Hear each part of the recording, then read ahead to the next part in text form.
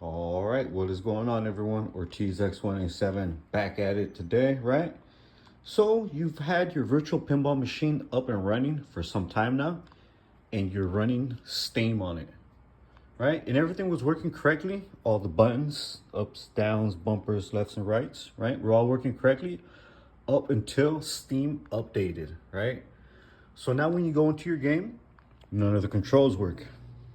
So what you're gonna want to do is, open up your Steam, and up on the top left-hand side, the little Steam thing right there, you're gonna click on that, and you're gonna scroll down to settings. That's gonna pop up another menu right here on the side. And in the menu, you're going to want to look for the controller, which is right there, controller, right? And it'll change, it'll change the page. And then in here, you will see up at the top, the setup for your joystick. So you're gonna hit begin setup, and it's gonna pop up another menu. For me, it popped up right here on another screen, since I am running 3 screens. So what I'm gonna do is I'm gonna grab that first, and I'm gonna pull it up to the top screen.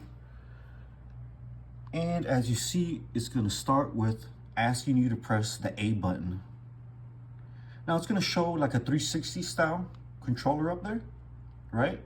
And basically it's gonna ask you to press the buttons in the order that you want them. So we're gonna begin with A. It's asking you to press A, and my A is the plunger, right? So it's gonna be down here. I'm gonna press A, and then you see now it's asking you to press B. So you're just gonna go through the buttons on your cabinet, accordingly to where you want them at. So I'm gonna go ahead and press B. My B is right here. Everything's like double wired, so my B would be there. Now it's asking to press X, which my X would be right here. And then it's probably gonna ask Y, all right? So my Y is up here. And it's gonna go over to the D-pad. So I'm using a joystick. I wired up a joystick right here. So I'm just gonna hit, the left to the left, the right to the right, up is up, and down is down. After that, it's gonna ask for, what's it asking for? Oh, the analog sticks. So if you want, you could just press A. It's telling you to press A to skip if you're not gonna, program none of that. So I'm just gonna go ahead and press A to skip all the analogs. Left, right, up, down. And then it's gonna ask for L3. That would be like if you're punching in, the analog stick like on a controller. Obviously, we're not gonna be using that. So we're just gonna go ahead and skip that as well. And it's gonna go over to the other analog stick. You're gonna do the same thing. You're just gonna skip all of that. Up, down, left, right, and the R3. From there, it's gonna go over to the bumpers. It's gonna ask you to press the left shoulder. And then, I'm gonna go ahead and press on the left side of my cabinet, the top one. And then it's gonna ask for the right trigger, the left trigger, which would be my second button down over here. And it's just gonna skip over to the right-hand side. It's the same thing. It's asking for the right shoulder button, and then the right trigger. So the same thing, so went ahead and hit, the buttons on the right-hand side. After that, it's gonna skip over to like the start and select buttons. Now on mine, I have them right on the front of the cabinet. So I want one on this side, and then I want the other one on this other side right here. So I'm gonna go ahead and press it, and then we're gonna skip that middle button, the guide button.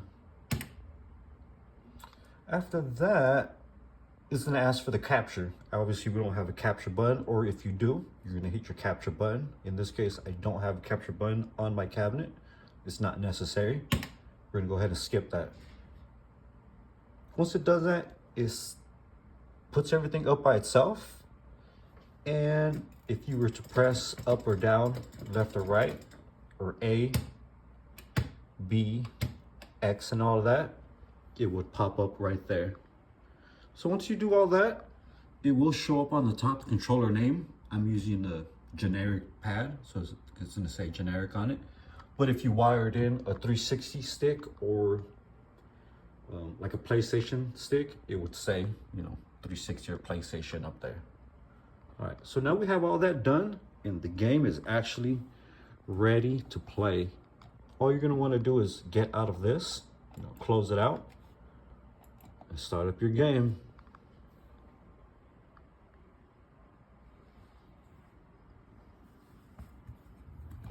I'm realizing right now that my monitor is all dusty, super dusty. Actually, haven't played this in a minute. So we're just gonna wait for the game to kind of like load up. And as you see, when I press the buttons, it's actually loading up the game, you know, like it's supposed to. So I'm gonna go ahead and let it do all that.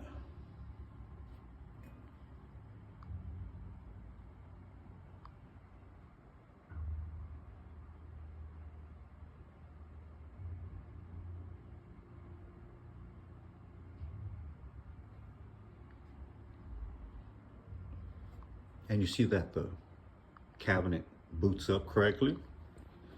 Now, if I hit the, you know, the bumpers, it's scrolling through it. And it's obviously working the way it's supposed to be. Also, if I go ahead and use the joystick, you know, you see that it's scrolling through and it says to press A to play. I hit my A button down here, which is my bumper, it will load up the game.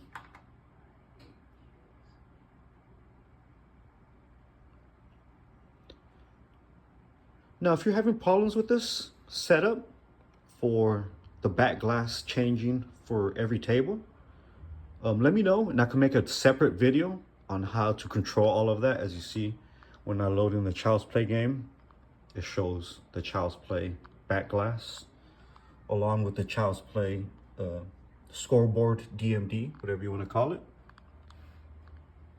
So yeah, if this helps anyone, you know, let me know. Or if you need further assistance with different things, you know, let me know and I can make videos for that. And you can find all of that over on the main channel, over on YouTube or TZX187.